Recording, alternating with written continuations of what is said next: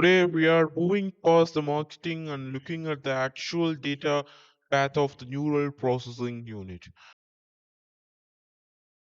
We're going to explain why your GPU is actually bad at modern AI and how NPU architecture changes everything.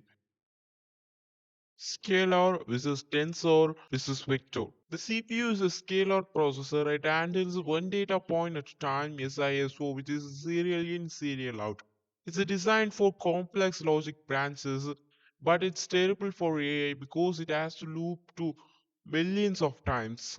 The GPU is a vector processor. It handles arrays of data, SIMD, single instruction, multiple data.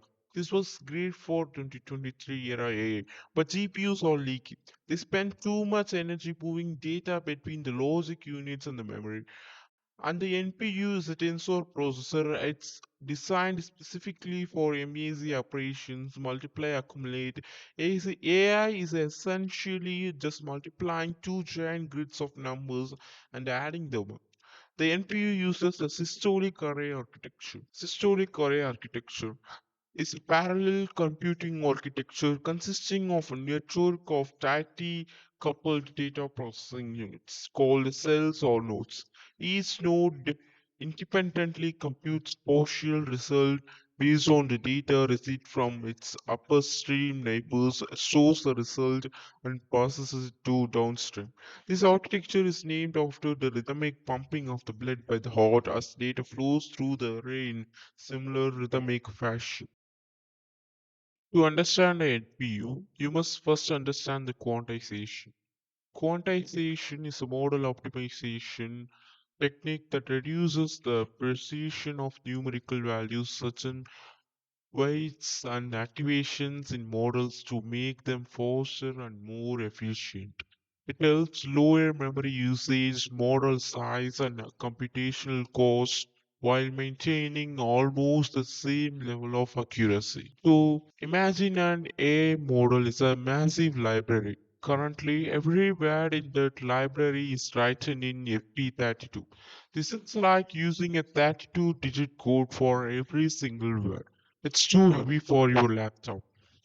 So it's a quantization. It's a process of taking those 32 digit codes and rounding them down to simple 8-bit integers. We are shrinking the precision to gain efficiency. FP32, 32-bit floating point, the golden standard for training. It uses 32 bits to represent a number. It can handle the decimals. It's very accurate but huge. In 8, a format that only uses 8 bits. It can only represent whole numbers from minus 128 to 127.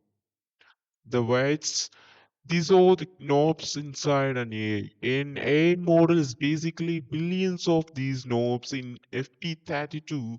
Those billions of knobs take up 100 GB. In NT8, they take up 25 GB. The trade-off. When you round the number from 0.98765 to 1, you lose tiny bit of intelligence, which is accuracy, but the chip can calculate it in X faster.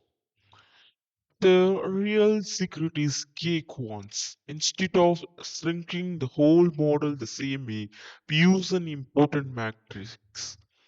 Important matrix is a map that tells the NPU which weights are the smartest. The K-quants, a technique where we keep the smartest weights at 5-bit or 6-bit and crush the dumb weights to 2-bit. This allows a massive model like Llama 3 to fit inside a small RAM laptop. You don't just run code on NPU. You need a HAL hardware abstraction layer. Hardware abstraction layer, think of this as a universal translator. You write your code once and the HAL translate it for Intel or Apple chips. ONNX, Open Neural Network Exchange, the universal file format for AI. It turns a model into graph map of math operations, execution provider. This is the plugin that speaks to the specific chip. DirectML, Microsoft's translator for Windows NPUs. Core ML, Apple's translator for the Mac, QA, and then Qualcomm's direct line for the Snapdragon chips. Before the NPU runs the model, it performs a graph optimization. It cleans the math using the constant folding and node fusion. Constant folding, which is if the A model has a math like 2 plus 2, the compiler calculates a 4 before the program even starts. It saves the chip from doing the useless work. Node fusion. This is the most important speed boost. Normally, an AI does a multiply add active. It's a three separate tasks. Node fusion melts them into one single hardware instruction on task instead of three. Why does an NPU use so much less battery than a GPU? It's about where the data lives. In a GPU, data lives in VRAM, which is far away from the processor. In an NPU, we use SRAM. DRAM, VRAM. The big warehouse, it holds all the data, but it's far away. Moving data from VRAM to the processor is slow and generates a massive heat. SRAM, static RAM, the work disk. It is pulled inside the chip itself. It is 100% faster than the VRAM. Memory wall. Bottleneck in modern computers, the processor is fast, but the memory is slow. The NPU break this wall by putting a massive disk right next to the worker, which is a SRAM right next to the worker, which is the logic units. The NPU uses the weight stationary data flow. On a GPU, you move the weights to the data. On an NPU, you keep the weights stationary on the chip and move the data through them.